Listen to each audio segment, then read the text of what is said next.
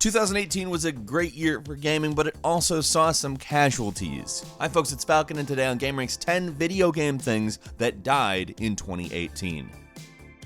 Number 10 is Miitomo. Remember Miitomo, the first Nintendo app? It was kind of a game, it was kind of a social network, it was really oriented around logging in every single day to get some coins. I thought it was kind of cool in some respects, but in others I really thought it was a big waste of time. And I think that those are ultimately the things that sort of won out, because they didn't really develop a lot further beyond the initial premise. And that's my overall issue with it. I would guess that it's probably a similar issue to what a lot of other people have had with it. Honestly, did you play Fire Emblem Heroes on smartphone? It's actually good. I'd much rather see the effort put in those directions, and I think that's kind of why they're shutting down Miitomo. So, while some people might miss it, I probably won't. Number 9 is pretty much the rest of Final Fantasy XV's remaining DLC. Now this was unfortunate because the reason it happened is the director of Final Fantasy XV, Tetsuya Nomura, left Square Enix, which is unfortunate. And it also exposes some of the bigger problems of releasing a game not as a finished work, but rather as a pseudo-platform for more content. If you think about that,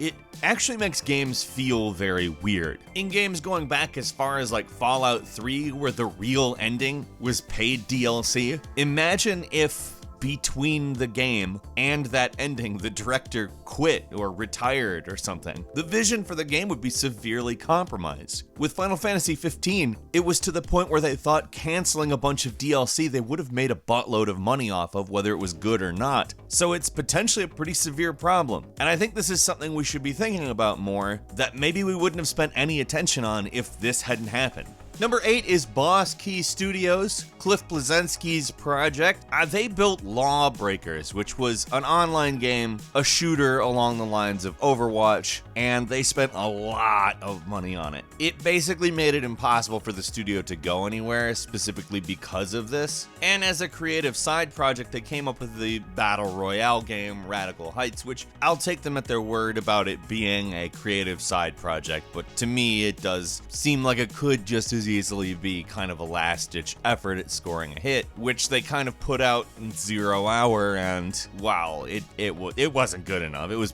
fairly buggy, and although it looked cool and had a definite identity, it wasn't enough. Number 7, Nintendo decided, hey, ROM sites, that's gonna be no more. Websites that archive and store ROMs, or basically what you need to download to play old games on emulators, has gotten quite sue-hoppy, shutting down these ROM sites entirely. Now, for the purposes of archival of games, this is very bad. Most of the games on these sites are not available in any other form. There are certainly the big hits that show up on various Nintendo services, although let's just say the current crop on the Switch online service is so limited and frankly, in my opinion, not that great at all. But it's not just what games can I play today, it's how do we have these games 50 years in the future? Do they just cease to exist? And that's a question that we're having to think about a lot more now in 2018. Thanks, Nintendo. Number 6, old Paragon got shut down, because, you know, Fortnite is much bigger than Paragon. Paragon, Epic Games' MOBA, didn't meet growth expectations, and it was actually a while back they shifted their resources towards working on Fortnite, actually happening somewhere in 2017. But early this year, they shut it down and moved all of the employees working on it to Fortnite, because that's how business works. Number 5, very similar to number 6, Runescape Classic, which was at the time of its closure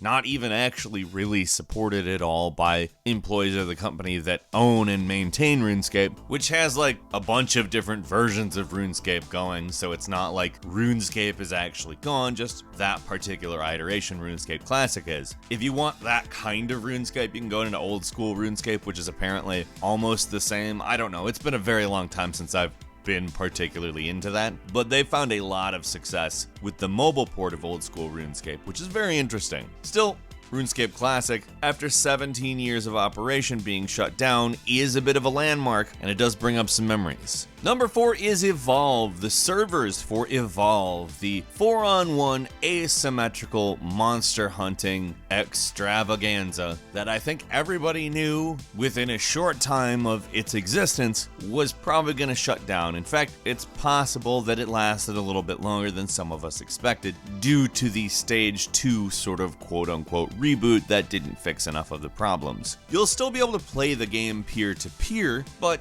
I mean, that means that you need to know several people who want to play the game, which it's Evolve. It was a really cool idea, but it really didn't pan out, so I don't think anybody's surprised. I do think that it kind of sucks that it didn't turn out to be as cool as it sounded, but that's what happened. Number 3 is Wildstar, an MMORPG that a lot of people actually liked quite a bit. Now, it's not necessarily because there weren't enough people playing the game, but the business model perhaps just wasn't enough to sustain, because this was a game that people did actually like and did have a pretty big community built around it. But NCSoft, the people who own Carbide Studios, the developers of Wildstar, eventually had to lay off a bunch of employees, and when you lay off employees from an MMO, an online content platform, it's not a good sign. It sucks because there really aren't a lot of sci-fi MMOs, and it was a pretty well-liked game, like I said. Number 2 is Club Penguin. Yes, we know that Club Penguin shut down in 2017, but Disney attempted to revive Club Penguin on mobile as Club Penguin Island. They also had a cheaper subscription price on the mobile platform, and it didn't work out. Unfortunately, Disney has closed Club Penguin Island, closing the entirety of Club Penguin for good. There are private servers, it's still possible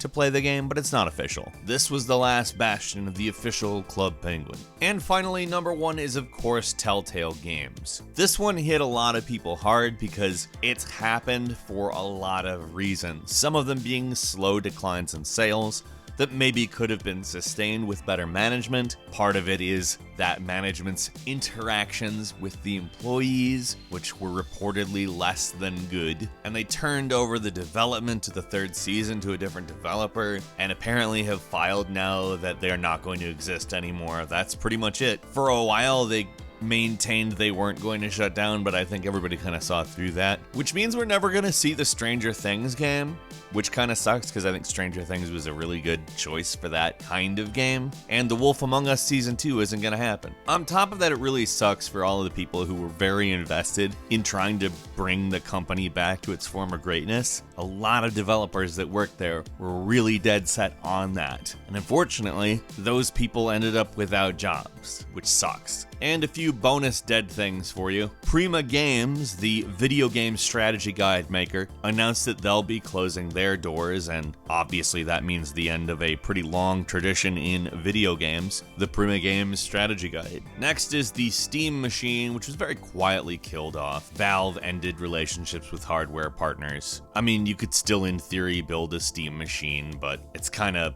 like a project that's a bit over. Hey Valve, make some games please. YouTube Gaming ended as a standalone thing. It is now fully integrated into YouTube. Finally, Steam Link died off. At least the hardware. Steam Link was a means to play Steam games on your TV. It was pretty cool. I mean, you'll still be able to use Steam in-home streaming, and I'm pretty sure you'll be able to use the hardware itself still, but what was actually a pretty innovative way of PC gaming on the TV is dead now. Kind of a depressing video, actually.